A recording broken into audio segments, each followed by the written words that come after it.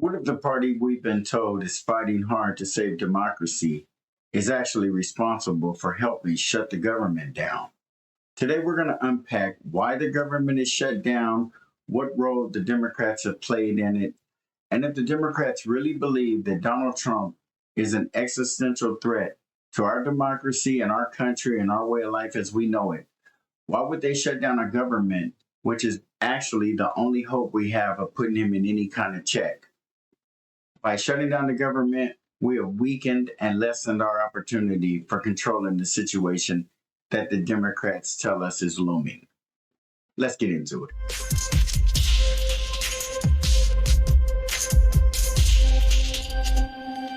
Well, let's move now to the polling, which shows that Americans are blaming Republicans slightly more than Democrats for the shutdown. But the White House thinks public sentiment will turn in its favor. They're saying voters will see Trump paying the troops and law enforcement while Democrats refuse to reopen the government while federal workers are missing paychecks. Do you feel like Democrats still have the upper hand? They had it to start, that's for sure. What this is about, Alex, is making sure that people in America's healthcare costs don't explode. You know, as a breast cancer survivor, I've shared with you that I know firsthand when you're facing a life-threatening illness, if you don't have your health, you don't have anything. Well, I feel like if you don't have your country, you don't have anything. And if the Democrats feel like they have enough leverage and a leg to stand on to fight for the healthcare premiums and the like, and realizing that the country and the democracy is at risk, in jeopardy, their words, not mine, what we're going to do? Are we actually going to risk the country? Is healthcare premiums more important than having a democracy at all? Where are we on this? According to Debbie Wasserman Schultz, nothing is more important than premiums. They're just trying to pick something to stand on. But in my opinion, what they're doing is showing that they're liars, that they don't believe the country is in jeopardy, that they allowed the government to shut down because they believe in their hearts that it's going to open up again one day, that it's going to open up and it's going to be just like it was or pretty goddamn close. So they're willing to risk it. But if you really believed that Trump was going to do what they say he's been doing and going to do, and it's more coming, you think they'd be like, oh shit, no. We're going to have to fight this premium fight later at another date, maybe even in 2026 or 2028. But right now, we cannot let this government shut down because it is our only way of reining this president in, on monitoring his behavior and what he's doing. He is still listening to the courts. A lot of the rulings are going against him. A lot of the rulings are going in his favor, but lawsuits are being filed. And he's responding to them, and he's filing them. So it's pretty hard to say about this no king and no this. I think that the Democrats are getting caught up a little bit too much in the court of popular opinion. And as a result of that, we're going to end up losing the country, according to the Democrats. With my staff and I, the premium notices that they're now getting. We have a receptionist in Fort Lauderdale who got a notice that her health care insurance is going up $3,200 a year. A father of 5, their health insurance was going to go up $1,200 a month. I mean, that's a 297% increase for a father with 5 children. I mean, we have constituents who are going to face double, triple, and even quadruple increases, and not just people who have Affordable Care Act policies, Alex. People know that when you have people who are losing health care, or when the system really has more sick people in it than healthy people, everyone's costs go up. I have 203,000 people in my district alone who are going to see their healthcare costs explode, and 82,000 who will lose it entirely. That's outrageous, and we need to fight for them. Yeah. Well, Democrats balked at an offer from Senate Majority Leader John Thune guaranteeing a vote on extending Obamacare subsidies, but in exchange for voting to reopen the government. Some Republicans are reportedly discussing with the White House ways to prevent the tax credits from expiring at the end of the year. Do you see Republicans compromising on the health care credits as they are facing outrage from their constituents over what you're talking about, these skyrocketing premiums? I mean, they don't have to. They won the election. Until you win the election, you definitely have less leverage. You definitely have more people who believe in you than who don't. No matter what kind of polling and all that shit that they do, you have to realize that these Republicans were voted in power in the majorities. And we have to find a way to deal with it other than crying wolf, screaming that the house is on fire and burning, and allowing it to burn a little bit, with the understanding that at any time you can shut it off.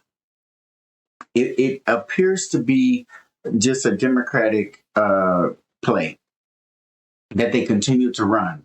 And in their opinion, it continues to work. Joe Biden did the same thing. You just erroneously let shit happen and let the other party clean it up later, or you deal with the consequences, or you benefit from the consequences. Whatever your goal is, you just let it happen. And right now is a great time for the Democrats to stage a fight that they can win. Stage a fight that shows and turns the attention to them as far as how we get out of this, how we go forward, as opposed to just talking about how terrible the other guy is and allowing damage to happen to the American people and a significant amount of your own constituents just to prove, see, we told you. Is it worth it? And is it the truth that Donald Trump is trying to wreck the democracy and trying to change our lives as we know them? And if that's a fact, and if that is a dark and scary thing to even think about, why would the Democrats let it happen? Why wouldn't they just when the big beautiful bill was being voted on? Do you guys remember Chuck Schumer voted for that, and all the other Democrats were like, and he said, well, in the interest of keeping the country running, in the interest of making a budget, something, but hey, when you lose the election, you don't get to make the budget. You don't. If you can talk that other side into negotiating with you and coming to terms on some shit, you've done a good job. But if you can't, you have to accept what happens when you lose. And that's it. You are a victim of whatever direction that man goes in, and all you can do is yell and scream. But I just think this will be a wonderful opportunity for the losing party to come out of this, like really get some momentum and some strength and some good sense going. But it doesn't look like that's going to happen because right now the Democrats are playing politics way too hard, and it's not benefiting anybody. And we're going to lose the country. Should your Senate colleagues take Thune up on that offer? This is very simple. We need to sit down at the negotiating table and focus on negotiations around reopening the government, and as part of the end of the year fiscal year spending plan, that we negotiate an extension of the enhanced premium tax credits so that we don't see an explosion in people's healthcare costs and millions of people either having unacceptable, intolerable increases or losing their healthcare entirely. Well, that's an impasse right there. If the Republicans don't give a damn and have allowed the government to shut down, and the Democrats don't give a damn and have allowed the government to shut down, and they both think that this healthcare thing is going to be negotiated out, it isn't. That's probably why the Republicans aren't in a big hurry to go back to the table, because it ain't going to benefit them. To go back to the table for what?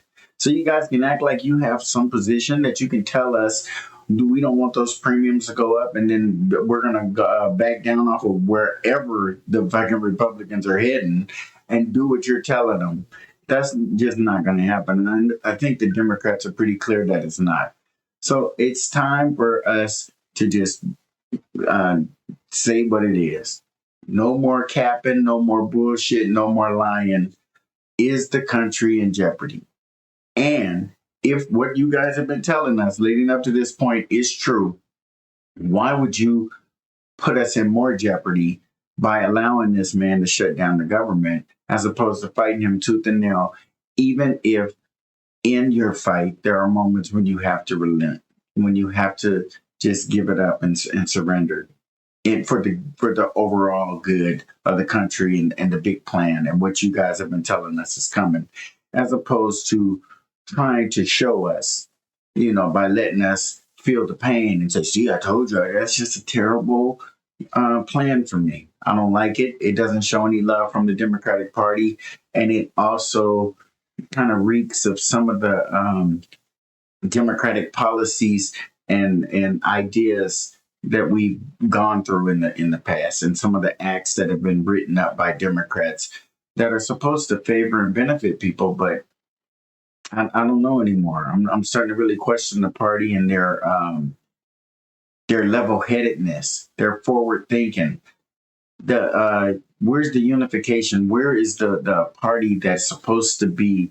It takes two, and if they're both fighting and responding to each other on the same level and in kind, we're not going to get anywhere. One of the parties is going to have to be what they say they are: the bigger, the better, the more intelligent, the adult. We don't need to see hospitals closing, which is going to happen. Healthcare programs, public health facilities closing. This is simple. The House needs to come back into session. Mike Johnson needs to call us back into session, and we need to be there. We've not had a shutdown in which the House doesn't stay in session and we don't sit down and try to hammer this out. Trust me is not a reliable negotiating point.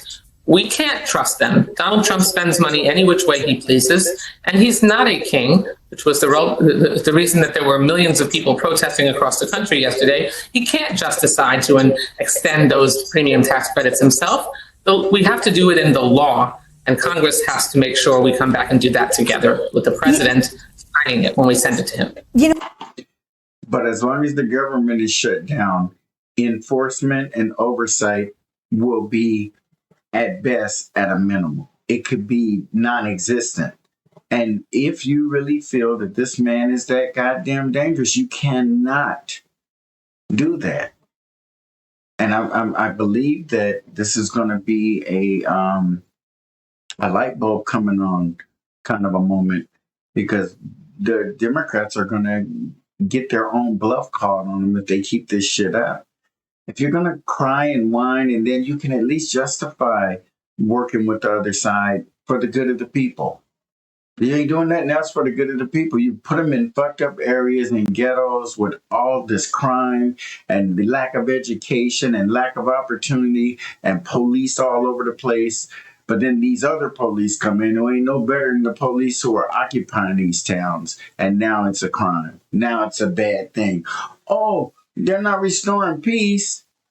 They're authoritarians. I mean, how did the same exact police mentalities come into our communities, and one Hispanic man on the ground wrestling with two ICE agents is protesting, and a black man being wrestled down by National Guard troops is civil unrest. I mean, you just can't make this shit up. Everybody should be able to see that both sides are fickle, both sides have it fucked up, and they need to get together and get on the same page and do what's best for us all. The government is shut down. We shouldn't be voting for either side.